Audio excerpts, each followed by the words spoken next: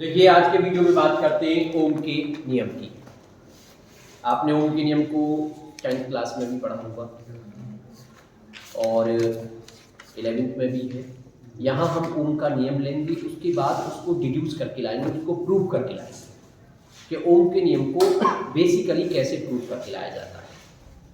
तो जो आपने 10th में पढ़ा था कि ओम का नियम, उसी के हिसाब से डेफिनेशन बिल्कुल सेम है कि यदि किसी चालक की भौतिक अवस्था, अब भौतिक अवस्था में क्या क्या आ सकता है, टेम्परेचर, ताप, दाब, मैकेनिकल स्ट्रेन। मैकेनिकल स्ट्रेन का मतलब होता है, स्ट्रेन वर्ड आप लोगों ने पढ़ा था 11th। स्ट्रेन का मतलब विकृति।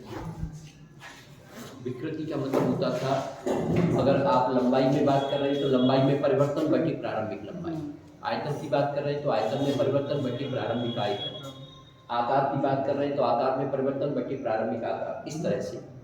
तो यहाँ कह रहे हैं कि भाई ये चीजें नियत रहें, यानी किसी चालक का ताप नियत रहे, दाब नियत रहे, उसकी यांत्रिक विकृति नियत रहे, तो उस कंडीशन में क्या होता है, चालक की में प्रवाहित होने वाली जो धारा होती है वो उसके सिरों पे लगाए गए विभवांतर के अनुपाती होती है। ये ओम का नियम है। यानी सिंपल डेफिनेशन आप देंगे कि इस नियम के अनुसार यदि किसी चालक की भौतिक अवस्था जैसे ताप, दाब और यांत्रिक विकृति आदि नियत रहती हैं, तो उसके में प्रवाहित होने वाली जो विद्युत धारा होती है वह उस पे लगाए गए, उसके सिरों पे लगाए गए विभवांतर की अनुक्रमणपाती होती है। लेकिन मैं यहाँ एक चीज और क्लियर कर देना चाहता हूँ, क्योंकि अलग अलग बुकों में, कुछ बुकें ऐसी है उसमें ऐसे लिख दिया है कि भाई V is proportional to I। चालक के सिरों पे लगाया गया जो विभवांतर है वो उसकी धारा के अनुपाती होता है। हालांकि बात एक ही है, लेकिन थोड़ा सा समझने की जरूरत है। वैसे तो आप मैथमेटिकली जानते हो, अगर हम लिख दें A is proportional to B, तो आप ये भी कह सकते हो B is proportional to A, उसमें तो कोई प्रॉब्लम है ही नहीं। भाई A B के समानुपाती है तो B जो वो भी तो A के समानुपाती है, तो I V के समानुपाती है, इसका तो आप ये कह सकते हो कि V जो है वो I के समानुपाती है, उससे कोई फर्क नहीं पड़ता। लेकिन समझने वाली बात क्या है कि जब आप उस पर एक बैटरी लगा करके विद्युत विभवांतर अप्लाई करोगे तभी तो धारा प्रवाहित होगी। इसका मतलब विद्युत धारा किस पर निर्भर कर रही है, विभवांतर पर। अगर आप विभवांतर लगाओगे नहीं तो धारा प्रवाहित कैसे होगी। तो अगर इस रेस्पेक्ट में देखा जाए तो विद्युत धारा क्या है, विभवांतर के अनुक्रमणपाती है। लेकिन परेशानी क्या होती है, क्योंकि ओम के नियम में जो फॉर्मूला आना चाहिए वो ये आना चाहिए, V इक्वल टू IR या RI।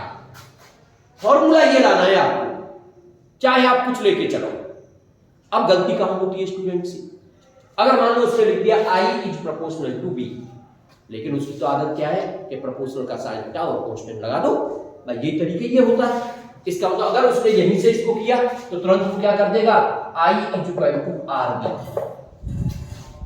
कांस्टेंट को R ले आएगा, वो I is equal to RB कर देगा, जो भी गलत हो जाएगा। क्योंकि वास्तव में I is equal to RB formula नहीं होता, फॉर्मूला वास्तव में V is equal to IR ही होता है। इसलिए इस बात को समझने के लिए पहले हम उसको इस तरह से न लेकर के पहले क्या लिखाएंगे, भाई I is proportional to B, और I जब B के प्रोपोर्शनल है तो तुरंत फिर हम उसको क्या कर सकते हैं, जब I is proportional to B तो फिर तुम लिख सकते हो so V is proportional to I, क्योंकि फॉर्मूला हमें ये लाना है V इक्वल टू IR या RI। इसलिए पहले से आपके माइंड में रहना चाहिए कि भाई फॉर्मूला हमें क्या लेकर के आना है, उसी हिसाब से हमें आगे बढ़ना है। ठीक है ना। इसका मतलब अब V is proportional to I हो गया, तो अब आप कांस्टेंट लाओगे तो V is equal to IR या RI आपका निकल के आ जाएगा, और ये हो जाएगा ओम का नियम। तो जो कंफ्यूजन है उसको सबसे पहले समझने की कोशिश करिए। कंफ्यूजन बस इतना होता है कि बच्चे ने अगर ऐसे लिख दिया और यहीं से कांस्टेंट ले आया तो गलत हो जाएगा, जैसे कि ये गलत हो रहा है।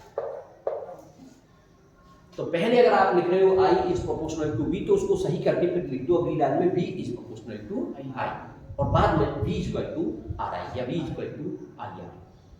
क्लियर।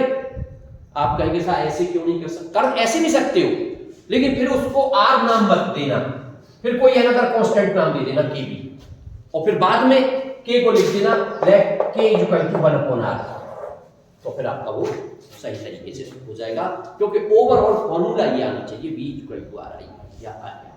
ठीक है, तो ये हो गया आपका ओम का नियम। अब बात ये आती है भाई ओम का नियम हो गया, ठीक है। अब हम बात करते हैं वी और आई के बीच में अगर ग्राफ खींचें तो उस ग्राफ के बारे में भी थोड़ी सी बात की जाए कि ग्राफ खींचा जाएगा तो क्या सिचुएशन बनेगी।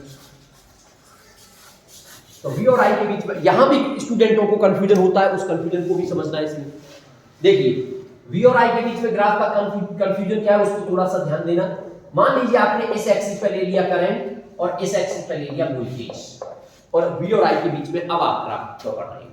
लेकिन कभी कभी ऐसा भी होता है कि एग्जाम में इस तरह से न दे करके उसने थोड़ा सा इस तरह से दे दिया है कि आई को तो इस एक्सिस पे दे दिया है और बी को इस एक्सिस पे दे दिया है। ग्राफ दोनों केस में, क्योंकि ये जो फॉर्मूला ये y इक्वल टू mx से इसका कंपैरिजन हो रहा है।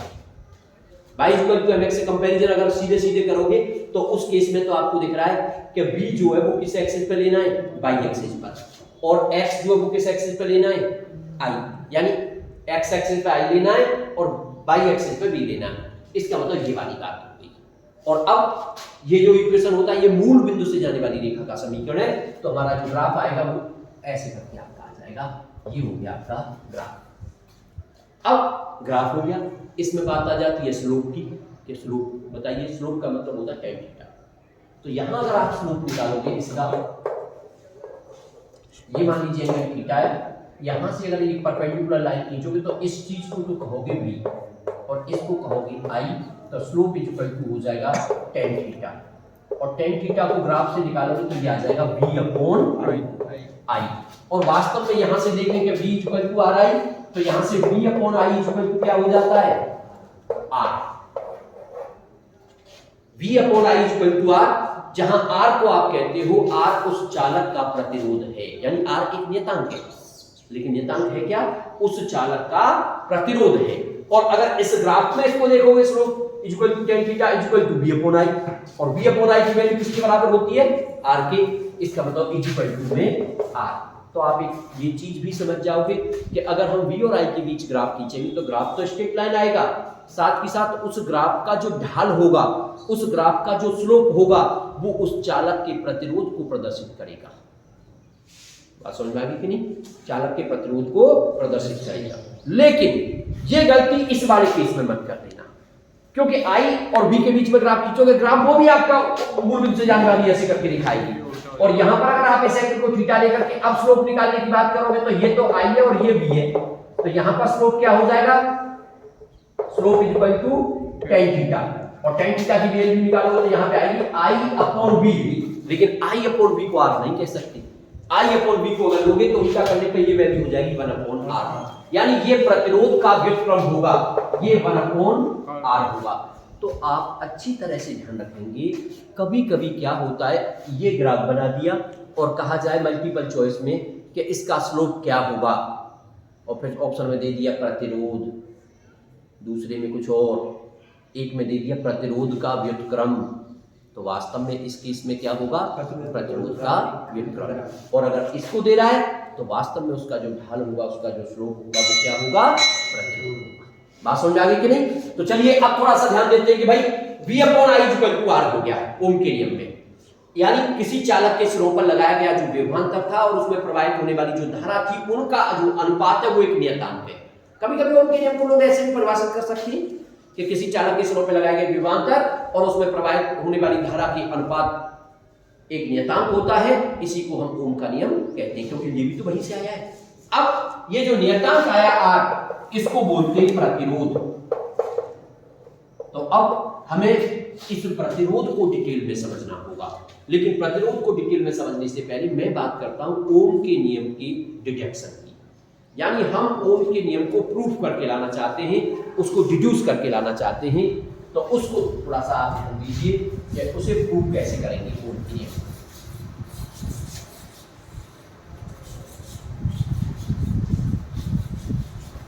देखिए इस चैप्टर के अंदर ज्यादातर जो टॉपिक हैं वो उन्हीं दो बेसिक फॉर्मूलों से सॉल्व हो रहे हैं, जो बेसिक फॉर्मूले आपने पढ़े।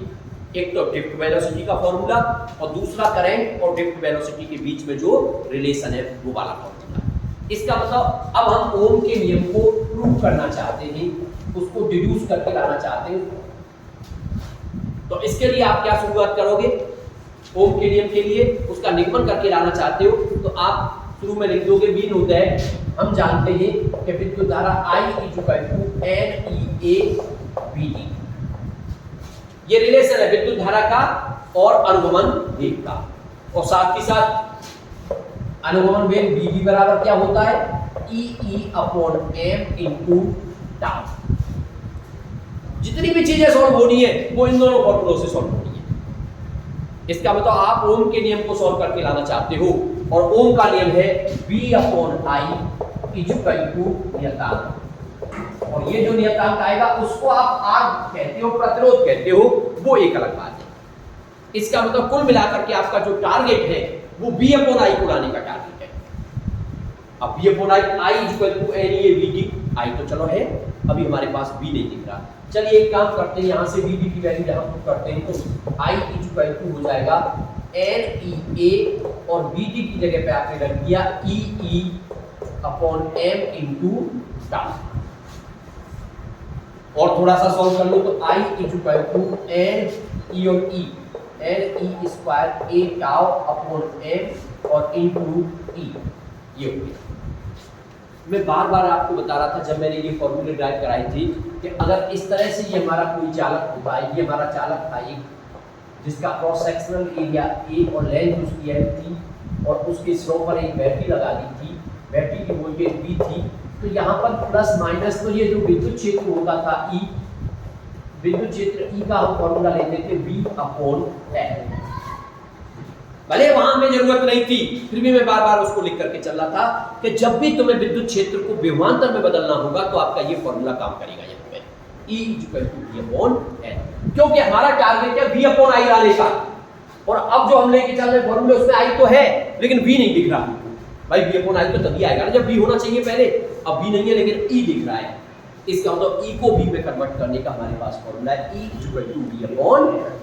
तो अब अगली लाइन में हम V की जगह पे लगा देंगे V/L, तो I = हो जाएगा NE² टाउ/m और इनटू V/L। इस V को यहां से इधर ले आओ तो ये हो जाएगा I/V = NE² टाउ/mn। ये फॉर्म भी आ गया, लेकिन हमें लाना है V/I, उल्टा कर दो भाई, इसको उल्टा करेंगे तो ये आपका आ गया V/I = mL/NE² टाउ। अब समझने की कोशिश करिए, यहाँ पर V/I की वैल्यू आ गई, लेकिन हमें तो ये शो करना है कि V/I = नियतांक कांस्टेंट, लेकिन कब, जब चालक की भौतिक अवस्था जैसे ताप, मैकेनिकल स्ट्रेन, ये आदि क्या रहती हैं, कांस्टेंट रहती हैं तब। तो अब देखते हैं, अब इस पर विचार करते हैं। M क्या चीज होती है भाई, M जो चालक के अंदर इलेक्ट्रॉन थे उन इलेक्ट्रॉनों का द्रव्यमान है। तो भाई इलेक्ट्रॉन का द्रव्यमान तो 9.1 × 10⁻³ होता है, वो तो कांस्टेंट है, इसका मतलब M कांस्टेंट। E या E² कह लो उसको, इलेक्ट्रॉनों का आवेश 1.6 × 10⁻⁻⁹ गुना, वो भी क्या है, कांस्टेंट। तो ये भी कांस्टेंट हो गया। N जो चालक लिया है उसके एकांक आयतन में इलेक्ट्रॉनों की संख्या, कुल इलेक्ट्रॉनों की संख्या नहीं होती है, एकांक आयतन में इलेक्ट्रॉनों की संख्या। अब अगर जो चालक आपने एक बार ले लिया उसके अंदर मुफ्त इलेक्ट्रॉनों की संख्या भी एकांक आयतन में क्या रहेगी, नियत रहेगी। हालांकि आप ये कहें कि सर अगर टेम्परेचर बढ़ाएं तो इलेक्ट्रॉनों की संख्या बढ़ सकती है, बिल्कुल सही बात है। ताप बढ़ाने पर मुक्त इलेक्ट्रॉनों की संख्या बढ़ सकती है, ये बात सही है आपकी, लेकिन वो चीज पहले कह दी कि ताप भी क्या होना चाहिए, नियत होना चाहिए। आपने जब ओम की परिभाषा दी तो उसमें आपने कह दिया कि जब ताप भी नियत रहता है, इसका मतलब अगर टेम्परेचर नियत होगा, ताप आपका नियत होगा, तो आपका फिर एन भी क्या हो जाएगा, नियत हो जाएगा, कांस्टेंट हो जाएगा। साथ ही साथ एक और चीज, यानी ये कांस्टेंट हो गया, साथ ही साथ आप कहते थे मैकेनिकल स्ट्रेन। मैकेनिकल स्ट्रेन का मतलब यही है कि उसकी लंबाई नहीं बढ़नी चाहिए, उसका एरिया, क्रॉस सेक्शनल एरिया नहीं बढ़ना चाहिए, इसका मतलब एल और ए भी आपके कांस्टेंट। अब थोड़ा सा इस पे आ जाइए, आपको ध्यान हो तो इसको मैंने बताया था कि ये रिलैक्सेशन टाइम है, ये विश्राम काल है। और विश्राम काल के बारे में मैंने लास्ट में एक चीज बताई थी आपको कि इसका मान नॉर्मली चालकों के लिए 10⁻⁻14 सेकंड होता है और ये ताप बढ़ाने पर घटता है। तो के बारे में बताया था कि टेम्परेचर को अगर आप इंक्रीज करोगे तो ये डिक्रीज होगा। इसका मतलब ये किस पे डिपेंड कर रहा है?